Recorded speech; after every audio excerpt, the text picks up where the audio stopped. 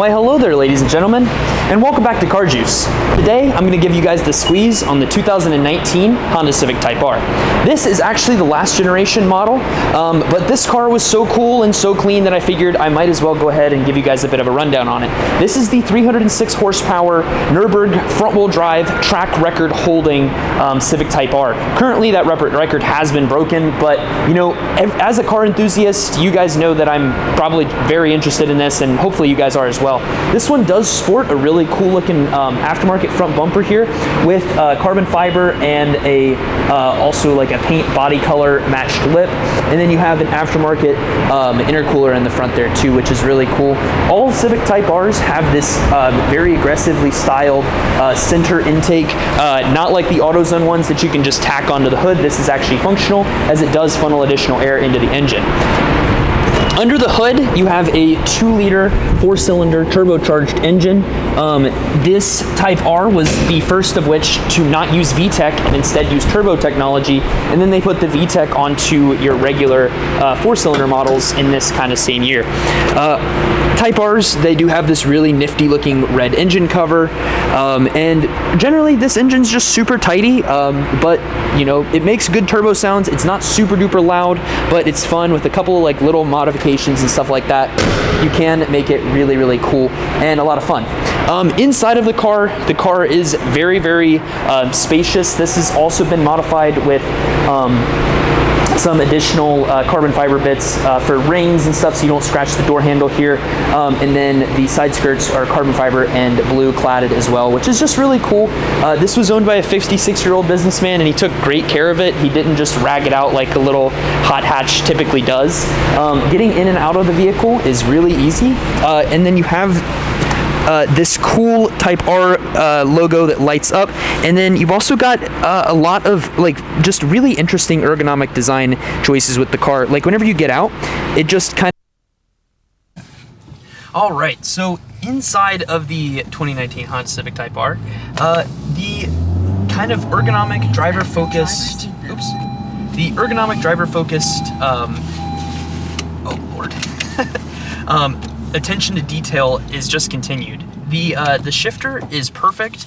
It's got a very nice short little throw pattern, and overall the car just handles really well. The steering wheel unwinds just very smoothly, and then this car does feature adaptive suspension. So whenever you're going into corners, you can feel the car transfer its weight in a very manageable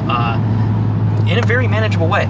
We're in Type R mode, which gives you access to the full 306 horsepower, and from what I can tell, helps the car build boost a lot faster than otherwise. The dashboard materials are very soft, not the cowl directly over the instrument cluster, but everything else is pretty nice.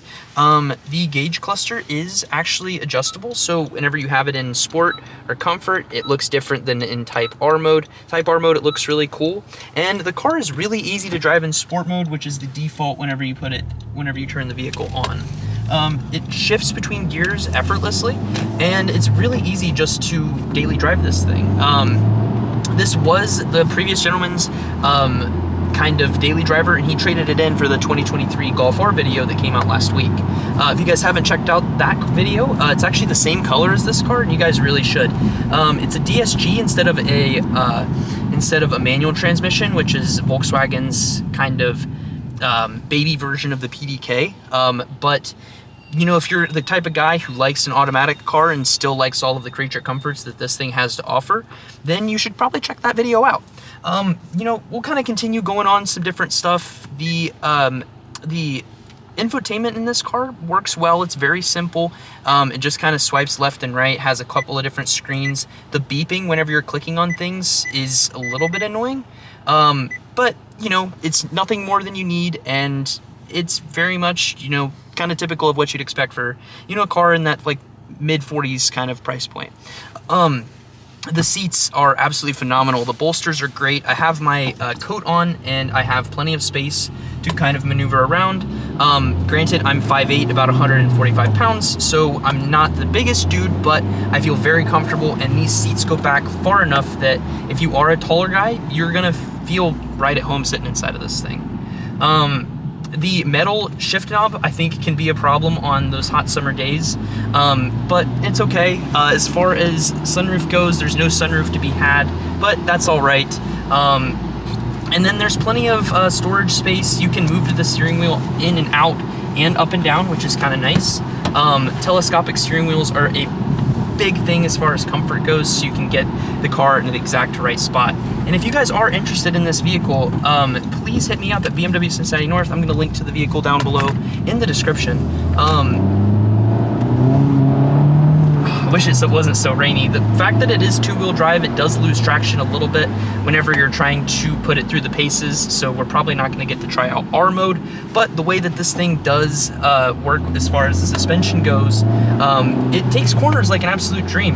You've got a double wishbone front suspension, so the car feels very communicative, but without being uncomfortable. If you were to put, like, you know, maybe some coilovers or anything along those lines on this thing, I think that you would be very, very happy with the performance you could get out of this to make it just that one step better.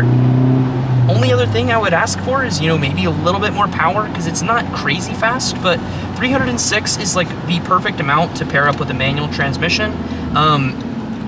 However, you know, rear-wheel drive would also be cool, but some people really love front-wheel drive cars, and the fact that it's front-wheel drive definitely makes it a little bit safer in the snow. It's fun, it's nifty, and then like the weight transfer is just so good. I actually kind of like the matte carbon fiber, but it is a little bit weird that down by the shifter you have gloss. The two different types of carbon fiber is a little bit strange. No heated seats, but the climate control does work very well, and it heats up really, really fast. That's one thing that I love about Japanese cars, is it always feels like they just warm up so quick, and they're just really personable and kind of nice. Sound system for a vehicle this size and at this price point is also very excellent. Yeah, that's probably where I'm gonna leave it for today. Overall, I would give the Honda Type R like a 8, or probably like an 8 out of 10. It's just not my kind of car. I'm a big Golf R fanboy, but it does kind of, you can see why people were paying over MSRP for these. And then as a value proposition, there's only gonna be so many of these, and I could see them holding their value, being some of the last manual transmission cars and having such like quirky styling. There's gonna be a very select market for this type of vehicle. I can see it holding its value very well as time goes on. But that was the squeeze on the Honda Civic Type R. If you guys liked the video, please leave a like down below, and then make a comment if you guys have any questions that I can answer for you. But yeah, thank you guys so much for watching, and I'll see you guys next time. Deuces.